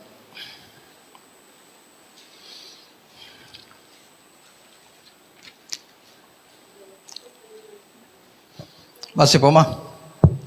இங்கே ஒரு மூடப்பட்ட ஒரு கதவு இருக்கிறது. இதோ வாசற்படியில் நின்று தட்டுகிறேன். ஒருவன் என் சத்தத்தை கேட்டு கதவை திறந்தால் அவனிடத்தில் நான் பிரவேசித்து அவனோடு போஜனம் பண்ணுவேன், அவனும் என்னோடே போஜனம் பண்ணுவான். ஓகே. இப்போது இது ஆண்டவர் வெளியில் நின்று தட்டுறாரு, நம்ம உள்ள மூடி வச்சிருக்க கதவு. கர்த்தர் சொல்கிறார், என் சத்தத்தை கேட்டு கதவை திறந்தால் நான் அவனோடு பிரவேசிப்பேன், போஜனம் பண்ணுவேன், அவனோடு நான் ஐக்கியம் கொள்ளுவேன். அப்புறம் நான் ஜெயம் கொண்டு என் பிதாவின் சிங்காசனத்தில் அவரோடு கூட உட்கார்ந்தது போல ஜெயம் கொள்ளுகிறவனாய் அவனும் என்னோடு கூட சிங்காசனத்தில் உட்காரும்படி அவனுக்கு நான் என்ன செய்வேன்? அருள் செய்வேன். நம்ம கூட உட்கார்ந்து அவர் போஜனம் பண்ணினா சிங்காசனத்தில் நமக்கு இடம் உண்டுன்னு அவர் சொல்கிறார். அந்த உரிமையை தேவன் நமக்கு தருகிறார். அருமையான தேவச்சனமே, இப்போது ஏசப்பா உயிரோடு எழுந்த பிறகும் கூட பார்த்தீங்கன்னாக்கா, பூட்டப்பட்ட கதவுகளுக்கு பின்னால் தான் சீஷர்கள் உட்கார்ந்துருந்தாங்க. உங்களுக்கு அது தெரியும். பூட்டப்பட்ட கதவுகளுக்குள்ளே ஏசப்பா உங்களுக்கு சமாதானம் என்று சொல்லுகிறார். ஆச்சுங்களா? அப்போ பூட்டப்பட்ட கதவுக்குள்ளே அவரால் வர முடியும். ஆனால் இங்கே என்ன பண்ணுறாருன்னா, அந்த பூட்டப்பட்ட கதவுக்குள்ளே வரல, வெளியில் நின்று என்ன செய்கிறார்? அவர் வாசலண்டையில் நின்று கதவை தட்டுகிறார். நிறைய நேரத்தில் அப்படி தான் அவர் செய்கிறார். அவர் உள்ள வரதில்லை, நம்ம வாசலண்டையில் நின்று தட்டுறாரு, நம்ம நெஞ்ச கதவை தட்டுறாரு. மகனே மகளே, மகனே மகளே, தர. நம்ம எல்லாருக்கும் திறப்போம், அவருக்கு திறக்க மாட்டோம். ஒட்டக்கூட்டன் பார்த்துக்கு ரெட்டத்தாப்பாள் தெரியல உங்களுக்கு? அந்த கதை தெரியும் இல்லையா? ஒரு ராஜா, அந்த ராஜாவுடைய மக பேசவே இல்லையா, கோச்சிக்கிட்டா. என்ன பண்ணுறது? யார் கூடயும் பேசல, கதவை மூட்டா. உள்ளே உட்கா, யார் போய் தட்டினாலும் திறக்க மாட்டேங்கிறான். அப்பா போய் தட்டுறாரு, அம்மா போய் தட்டுறாங்க, திறக்கல. அப்போ ஒருத்தன் ஆலோசனை கொடுக்குறான். நம்ம அரண்மனையில் ஒரு பாடகன் இருக்கிறானே, கவிஞன் இருக்கிறானே, அவனை கொண்டு போய் கதவுக்கு முன்னால் நின்று ஒரு பாட்டு பாடினா அந்த பாட்டை கேட்டு அவள் கதவை திறந்துருவா.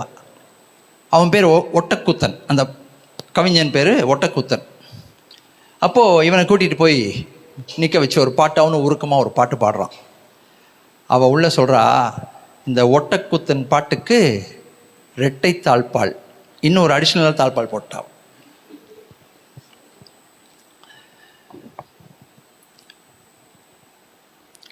கதவை வெளியே நின்று தட்டுகிறவருக்கு நாம் என்ன செய்யணும்? கண்டிப்பாக திறக்கணும். திறக்க நம்ம ஆயத்தமாக இருக்கணும். நம்ம ஊர் உலகத்தில் இருக்கவனுக்கெல்லாம் திறப்போம் கதவை. 1000 வாசல் இதயம், அதில் 1000 எண்ணங்கள் உதிக்கும். அப்புறம் அடுத்த கவியில் எழுதும்போது, யாரோ வருவார், யாரோ போவார், வருவதும் போவதும் தெரியாது. யார் வேணால் வாங்க, யார் வேணால் போங்க. கதவே கிடையாது, கேட்டே கிடையாதுங்க. நீங்கள் பாட்டுக்கு வாங்க, நீங்கள் பாட்டுக்கு போங்க. இல்லை, நம்மெல்லாம் கதவு வச்சுருக்கோம். கண்டிப்பாக யாருக்கு திறக்கணும்னு நமக்கு நல்லா தெரியும். ஒரு சிலருடைய வீட்டில் பார்த்தீங்கன்னா கேட்டும் பூட்டியிருக்கும், வீடும் பூட்டியிருக்கும். 2 கேட்டும் பூட்டியிருப்பாங்க, வீட்டையும் பூட்டியிருப்பாங்க. 2 ஜாக்கிரதையாக பூட்டியிருப்பாங்க, ஏன்னா யாரும் வந்துடக்கூடாதுன்றதுக்காக. ஆனால் ஆண்டவர் என்ன சொல்கிறார்? வெளியில் நின்று தட்டுகிறார். வெளியில் நின்று கதவை தட்டுகிறார். மகனே மகளே, மகனே மகளே, மகனே மகளே. அந்த படம் கூட நீங்கள் பார்த்தீங்கன்னா சிலர் வரைஞ்சிருப்பாங்க. அந்த படத்தில் ஆண்டவர் கதவை தட்டுகிறதை போல் நிறைய படம் நீங்கள் பார்த்துருப்பீங்க. நான் ஒரு படம் பார்த்துருக்கேன். அந்த படத்தில் ஆண்டவர் நின்று கதவை தட்டுகிறார். வானத்திலிருந்து அவர் மேலே அப்படியே பனி, தலையில் முடியல அப்படியே பனி, ரொம்ப நேரம் நின்று தட்டுறாரு. அப்புறம் பார்த்தீங்கன்னா ஒரு செலந்தி கூடு அந்த செவுத்திலிருந்து அவர் தலை மேலே அப்படியே கட்டியிருக்குது. அப்போ எவ்வளோ நேரம் நின்று தட்டிட்டு இருக்காரு பாருங்கள். அழகான படம், அருமையான தேவஜனமே. அந்த கதவு திறந்தால், அவர் தட்டும்போது அந்த கதவு திறந்தால், நமக்கு எதிராக அடைக்கப்பட்டிருக்கிற பூட்டப்பட்ட கதவுகள் திறக்கும். ஆமென், அல்லேலூயா.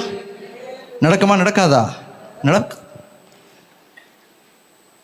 பவுலும் சீலாவும் சிறைச்சாலையிலே துடிப்பாடின போது சிறைச்சாலையின் கதவுகள் திறந்தது. அல்லேலூயா. அதான் நான் சொன்னேன், யோசுவாவுடைய காலத்தில் துதி கதவுகளை திறக்கும்.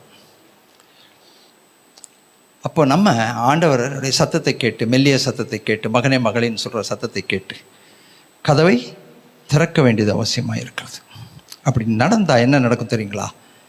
கடைசியாக வாசிங்க 2 கொரிந்தியர் 3வது அதிகாரம் 18வது வசனம். 2 கொரிந்தியர் 3வது அதிகாரம் 18வது வசனம்.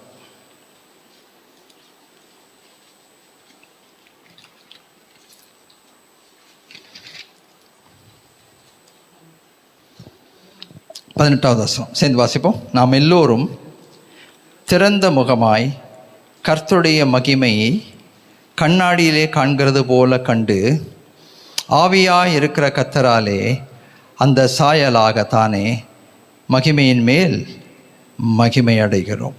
அல்லேலூயா. திருப்பி இன்னொரு தடவை வாசிப்போம். நாம் எல்லோரும் திறந்த முகமாய் கரங்களை வைத்து சொல்லுவோம். திறந்த முகமாய் கர்த்தருடைய மகிமையை கண்ணாடியிலே காண்கிறது போல கண்டு, ஆவியாயிருக்கிற கர்த்தரால் அந்த சாயலாகத்தானே மகிமையின் மேல் மகிமை அடைந்து மறுரூபப்படுகிறோம். ஆமென், அல்லேலூயா. திறந்த முகமாய்னா முகமுகமாய். யோவான் அவருடைய நிருபத்தில் எழுதும்போது எழுதுகிறார், உன்னை முகமுகமாய் நான் காணும்போது, எங்கள் முகத்தை பார்க்குறத போல் ஒரு பெரிய ஆசீர்வாதம் இருக்க முடியாதுங்க. ஒருத்தர் முகத்தை பார்த்து பேசுகிறதை போல் ஒரு ஆசீர்வாதம் இருக்க முடியாது. யோவான் எழுதின 3வது நிருபத்தில் நீங்கள் பார்த்தீங்கன்னா 1வது வசனத்தில் பிரியமான காயுவுக்கு எழுதுகிறார். யோவான் பிரியமான காயுவுக்கு எழுதுகிறார். என்ன தெரியுமா சொல்கிறாரு? 14வது வசனத்தில் சொல்கிறாரு, சீக்கிரமாய் உன்னை காணலாம் என்று நம்பி இருக்கிறேன், அப்பொழுது முகமுகமாய் பேசிக்கொள்ளும். அல்லேலூயா. யோசிச்சு பாருங்கள், நமக்கு ரொம்ப ரொம்ப பிரியமானவர்கள், ரொம்ப பிரியம், அவங்கள மிஸ் பண்ணுறோம் வாழ்க்கையில். மனசில் என்ன இருக்கும் தெரியுமா? இவங்களை எப்போ பார்க்க போகிறோம்? சிலர் வெளிநாட்டுக்கு பிள்ளைகளை அனுப்புவாங்க, பெற்றோரை அனுப்புவாங்க, கூட பிறந்தவங்களை அனுப்புவாங்க. எப்போ பார்க்க போகிறோம் இவங்க முகம்? என்ன தான் நீங்கள் வீடியோ காலில் பார்த்தாலும், இப்போ இன்றைக்கி அந்த ஃபெசிலிட்டி இருக்குது, கர்த்தருக்கு ஸ்தோத்திரம், அது ரொம்ப ஆறுதலாக தான் இருக்கும் நிறைய பேருக்கு. ஆனாலும் கூட என்ன தான் வீடியோவில் பார்த்தாலும் கூட முகமுகமாய் பார்க்கறதை போல இருக்க முடியாது. முகமுகமாய். அந்த வசனம் எவ்வளோ அழகாக சொல்லுது பார்த்தீங்களா? அந்த 2 கொரிந்தியர் 3வது அதிகாரம் கடைசி வசனம், நாம் எல்லோரும் திறந்த முகமாய் கர்த்தருடைய மகிமையை கண்ணாடியிலே காண்கிறது போல கண்டு, ஆவியாய் இருக்கிற கர்த்தரால் அந்த சாயலாகத்தானே மகிமையின் மேல் மகிமை அடைந்து மறுரூபப்படுகிறோம். மறுரூபத்தை பற்றி திரும்ப திரும்ப ஞாபகப்படுத்துகிறேன். கிருபையின் மேல் கிருபை, வல்லமையின் மேல் வல்லமை, பலத்தின் மேல் பலமை, பரிசுத்தத்தின் மேல் பரிசுத்தம், மகிமையின் மேல் மகிமை. ஆமென். மறுரூபம். திறந்த முகமாய் அவருடைய முகத்தை நோக்கி பார்த்து பிரகாசம் அடைந்தார்கள். நோக்கி பார்த்த முகங்கள் வெட்கப்படவில்லை. தடைகள் எல்லாம் உடைந்து போகிறது. சில நேரத்தில் அவரோட முகம் மறைக்கப்பட்டிருக்கு, தெரிய மாட்டேங்குது. ஜெபிக்கிறோம், கண்ணீர் விடுகிறோம், கதறோம், எல்லாம் பண்ணுறோம், ஆனால் முகம் தெரியல, மறைக்கப்பட்டிருக்கிறது. மோசே யாத்திராகமம் 33வது அதிகாரத்தில் கெஞ்சி கேட்குறாரு, கொஞ்சம் உங்கள் முகத்தை தான் காமிங்களேன். என்ன ஆண்டவரே இப்படி மறைச்சிருக்கீங்களே, உங்கள் முகத்தை நான் கொஞ்சம் பார்க்கணும், கொஞ்சம் முகத்தை காமி. கொஞ்சம் வீடியோ காலில் கேட்போம்ல, முகத்தை கொஞ்சம் காமிக்கிறியா? ஒரு 5 செகண்ட் காமிக்கிறியா? ஒரு 10 செகண்ட் காமிக்கிறியா முகத்தை? ஏன்? அதை பார்த்தா அதில் ஒரு ஆறுதல், பார்த்தா அதில் ஒரு திருப்தி, பார்த்தா அதில் ஒரு சந்தோஷம். மோசே கேட்குறாரு, ஆண்டவரே உங்கள் முகத்தை கொஞ்சம் காமிங்க ஆண்டவரே. கொஞ்சம் பார்க்கணும் நான்.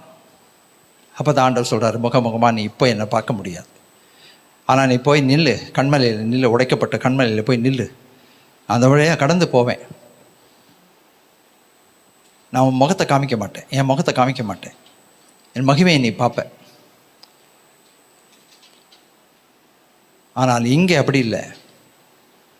திறந்த முகமாய், முகமுகமாய், முகமுகமாய் கர்த்தருடைய மகிமையை கண்ணாடியிலே காண்கிறது போல கண்டு ஆவியாக இருக்கிற கர்த்தரால் அந்த சாயலாகத்தானே மகிமையின் மேல் மகிமை அடைந்து மறுரூபப்படுகிறோம். ஆமேன். அருமையான தேவஜனமே, அப்படியே கண்களை மூடி ஒப்பு கொடுப்போம். இந்த செய்தி உங்களுக்கு வெறுமனே வரலை, சரிங்களா? தம்பி நேற்று இந்த பாடலை சும்மா ஏதோ ஒரு பாட்டு, நல்ல பாட்டுன்னு எல்லாம் எடுக்கலை, ஒரு தரிசனத்தோட ஒரு ஜெபத்தோடு தான் எடுத்திருக்காங்க. அதனுடைய விளைவாகத்தான் இன்றைக்கு இந்த செய்தி உங்களுக்கு. அப்படின்னும் போது கண்டிப்பாக நம்ம வாழ்க்கையில் இருக்கிற சில அடைக்கப்பட்ட கதவுகள், சில பூட்டப்பட்ட கதவுகள், சில மூடப்பட்ட கதவுகள், திருப்பியும் சொல்கிறேன், சில கதவுகள் மூடப்பட்டிருக்கிறது, சில கதவுகள் பூட்டப்பட்டிருக்கிறது, சில கதவுகள் அடைக்கப்பட்டிருக்கிறது. ஆனால் இருப்பு தாழ்பால்களை உடைத்து, வெண்கல கதவுகளை உடைத்து இருப்பு தாழ்பால்களை முறிக்கிற தேவன் எதையும் உடைக்க, எதையும் திறக்க வல்லமை உள்ளவராக இருக்கிறபடினாலே, ஹல்லேலூயா, வல்லமை உள்ளவராக இருக்கிறபடினாலே கர்த்தருக்கு ஸ்தோத்திரம், கர்த்தருக்கு ஸ்தோத்திரம். கர்த்தர் நம்முடைய வாழ்க்கையிலே கதவுகளை திறந்து உசிதமான நன்மைகளினால் நம் வாழ்க்கையை நிரப்பி நம்முடைய தேவைகளை கர்த்தர் சந்தித்து, நாம் இத்தனை நாட்கள் போராடி கொண்டிருக்கிற, கண்ணீர் விட்டு கதறி கேட்டுக்கொண்டிருக்கிற காரியங்களை நமக்காக முன்பாக வாய்க்க பண்ணும்போது, வானத்தின் பலகணிகளை திறந்து நம்மை ஆசீர்வதிக்கும் போது, குறைவிலிருந்து நிறைவு, நிறைவிலிருந்து பூரணம், பூரணத்திலிருந்து சம்பூரணம், பரிபூரணம் நடக்குமா நடக்காதா? விசுவாசிக்கிறவர்கள் மட்டும் எழுந்து நில்லுங்க. இதை நான் விசுவாசிக்கிறேன், இந்த செய்தி எனக்கு ஆசீர்வாதமாக இருந்தது, நான் நம்புகிறேன். என் வாழ்க்கையில் சில கதவுகள் மூடப்பட்டிருக்கு, அடைக்கப்பட்டிருக்கு, பூட்டப்பட்டிருக்கு. கர்த்தாவே, எனக்கு நீங்கள் கிருபை பாராட்டி என் கதவுகளை திறந்து தர நான் முதலாவது நான் விசுவாசிக்கிறேன், வாக்கு தத்தத்தை முதன்மைப்படுத்துகிறேன், துதிக்க ஆரம்பிக்கிறேன், அவிசுவாசமாக பேச மாட்டேன், பொறுமையாக இருப்பேன், சகிப்புத்தன்மையோடு கூட இருப்பேன், டென்ஷன் ஆக மாட்டேன். ஆண்டவரே, என் வாழ்க்கையில் இருக்க டென்ஷன்லாம் எடுத்து போடுங்க, கோபத்தை எடுத்து போடுங்க, எரிச்சலின் ஆவியை எடுத்து போடுங்க, அவிசுவாச அறிக்கை எடுத்து போடுங்க. நான் ஆண்டவருடைய ஆசீர்வாதங்களை சுதந்திரித்துக் கொள்ளணும். வானத்தின் பலகணிகளை திறந்து அவர் என்னை ஆசீர்வதிப்பதை நான் கண்டிப்பாக பார்க்கணும். எல்லாவற்றுக்கும் மேலாக எப்பொழுதுமே திறந்த முகமாய், முகமுகமாய் அவரை நோக்கி பார்த்து மகிமையின் மேல் மகிமை அடைகிற கிருபையை தேவன் எனக்கு தந்திரள வேண்டும். நாம் அனைவரும் கண்களை மூடி நம்மை முற்றிலுமாய் தாழ்த்தி அவருடைய கருத்திலே நாம் ஒப்பு கொடுப்போம். தகப்பனே, இந்த அருமையான காலை நேரத்திற்காக உமக்கு நாங்கள் ஸ்தோத்திரங்களை எடுக்கிறோம். இந்த நேரத்தில் நாங்கள் அனைவரும் ஒன்றாக கூடி உம்மை துதிக்க, ஸ்தோத்திரிக்க, உம்முடைய செய்தியை கேட்பதற்கு தகப்பனே நீர் எங்களுக்கு உதவி செய்ததற்காக உமக்கு நாங்கள் நன்றி செலுத்துக்கிறோம். அப்பா, இதோ தகப்பனே, எரிகோ கோட்டை இடிந்து விழும்படியாக செய்தவர், துதிக்கும் பொழுது தகப்பனே அந்த கோட்டை இடிந்து விழுந்தது என்று சொல்லி நாங்கள் பார்க்கிறோமே. அதே போல் பவுலும் சீலாவுமை துதித்து பாடின பொழுது தகப்பனே சிறைச்சாலையின் கதவுகள் திறக்கப்பட்டது என்று சொல்லி நாம் பார்க்கிறோமே. தகப்பனே, இந்த துதிக்கு அவ்வளவு பலன் இருக்கும் என்று சொன்னால் தகப்பனே, நாங்களும் எங்களோட வாழ்க்கையில் துதித்து துதித்து அநேக ஆசீர்வாதங்களை நாங்கள் பெற்றுக்கொள்ளத்தக்கதாக நீர் எங்களுக்கு உதவி செய்தல்லும். அப்பா, கட்டப்பட்ட எல்லா காரியங்களும் தகப்பனே, கட்டப்பட்ட எதுவாக இருந்தாலும் அவைகள் திறக்கப்பட வேண்டுமாய் நாங்கள் கேட்கிறோம், அவிழ்க்கப்பட வேண்டுமாய் நாங்கள் கேட்கிறோம். அப்பா, ஸ்தோத்திரிக்கிறோம். நீர் சொல்ல ஆகும், நீர் கட்டளையிட நிற்கும். அப்பா, எத்தனையோ காரியங்கள் கட்டப்பட்டிருந்தது தகப்பனே. சுகவீனம் ஒரு மனுஷனை கட்டி வைத்திருக்கிறது அப்பா, கடன் பிரச்சனைகள் கட்டி வைத்திருக்கிறது, பலவிதமான எண்ணங்கள், சிந்தனைகளை கட்டி வைத்திருக்கிறது அப்பா. சிந்தனையே ஒரு போர்க்களமாய் காணப்படுகிறது தகப்பனே. எல்லாவற்றையும் உம்முடைய நசரேயனாகிய இயேசு கிறிஸ்துவின் நாமத்தினாலே நாங்கள் இந்த நேரத்தில் கட்டவிழ்த்து உம்முடைய பரிசுத்த ஆவியின் வல்லமையினாலும் உம்முடைய இரத்தத்தின் வல்லமையினாலும் நாங்கள் கட்டவிழ்த்து நாங்கள் ஜெபிக்கிறோம், கட்டளை கொடுக்கிறோம் அப்பா. தகப்பனே, இதோ நான் உனக்கு கட்டளையிடவில்லையா, நீ பலன் கொண்டு திடமனதாயிரு, நீர் போகும் இடமெல்லாம் உன்னோடு இருப்பேன் என்று வாக்குத்தத்தம் கொடுத்த தேவன். இந்த நேரத்தில் கூட தகப்பனே, எங்கள் ஆசீர்வாதங்களை கட்டி வைத்திருக்கிற எல்லா அந்தகார சக்திகள் அது எதுவாக இருந்தாலும் தகப்பனே, எங்களுடைய எண்ணங்களே ஆக இருந்தாலும் கூட தகப்பனே, அப்படியே நாமத்தினாலே நாங்கள் கட்டளை கொடுத்தவைகளை கட்டவிழ்க்கிறோம். கட்டப்பட வேண்டியவர்கள் கட்டப்படட்டும் அப்பா, கட்டவிழ்க்கப்பட வேண்டியவர்கள் கட்டவிழ்க்கப்படட்டும். எங்களுக்கு வர வேண்டிய காரியங்கள், எங்களுக்குரியவைகள், எங்களுக்கு சொந்தமானவைகளுக்கு இந்த நேரத்தில் எங்களுக்கு உரிமையாய் வர வேண்டுமாய் நாங்கள் கேட்கிறோம். அநேகருக்கு சொத்து பிரச்சனைகள் இருக்கிறது தகப்பனே, அவர்களுக்கு வர வேண்டியவைகள் எல்லாம் கட்டவிழ்க்கப்படத்தக்கதாக நம்முடைய நாமத்தினாலே நாங்கள் கட்டளை கொடுத்து இந்த நேரத்தில் ஜெபிக்கிறோம் அப்பா, ஸ்தோத்திரிக்கிறோம். யாருக்கும் அது அநியாயமாய் போகாதபடிக்கு தகப்பனே, அவரவர்களுக்குரியது அவரவர்களுக்கு வரத்தக்கதான கிருபை நீர் தர வேண்டுமா நம்முடைய நாமத்தினாலே, வல்லமை உள்ள நம்முடைய நாமத்தினாலே கேட்கும் பொழுது தகப்பனே, இந்த நேரத்திலே நீர் அதை கொடுத்து விட்டீர் என்று சொல்லி நாங்கள் விசுவாசிக்கிறோம் அப்பா. உமக்கு நாங்கள் நன்றி செலுத்துகிறோம் அப்பா. எங்கள் கதவை தகப்பனே, இருதயத்தின் கதவை நாங்கள் எப்பொழுதும் உமக்காக நாங்கள் திறந்து வைத்திருக்க நீர் எங்களோடு கூட வந்து போஜனம் பண்ணி தகப்பனே, நாம் ஒருமித்து வாசம் பண்ணத்தக்கதான ஒரு வாசலை உமக்காக, ஒரு வாய்ப்பை உமக்காக நாங்கள் ஏற்படுத்தி கொடுக்கத்தக்கதான கிருபை இந்த நேரத்தில் எங்களுக்கு கொடுக்க வேண்டுமாய் நாங்கள் கேட்கிறோம். எங்களுக்கு நீர் இருக்கும் பொழுது எங்களை போஷிக்கிற தேவனாய் நீர் காணப்படுகிறீரப்பா. அவர்கள் மத்தியிலே நான் உலாவி அங்கே வாசம் செய்து ஒரு வாசஸ்தலத்தை நான் ஏற்படுத்துவேன் என்று சொல்லி வாக்குத்தத்தம் கொடுத்த அன்பின் பரமபிதாவே, உமக்கு நாங்கள் ஸ்தோத்திரங்களை நாங்கள் ஏறெடுக்கிறோம். எங்களை தாழ்த்தி அவருடைய கரத்திலே ஒப்பு கொடுக்குறோம் அப்பா. உமக்கு நன்றி அப்பா. ஸ்தோத்திரம் ஸ்தோத்திரம் ஸ்தோத்திரம் அப்பா, ஸ்தோத்திரம் அப்பா. எல்லாவற்றையும் நாங்கள் எங்களுக்கு உமக்கு கொடுக்க வேண்டியதை நாங்கள் வைத்து கொள்ளாதபடிக்கு தகப்பனே, அதை தாராளமாய் கொடுக்கக்கூடிய கிருபைகளை நீ தர வேண்டுமாய் கேட்கிறோம் அப்பா.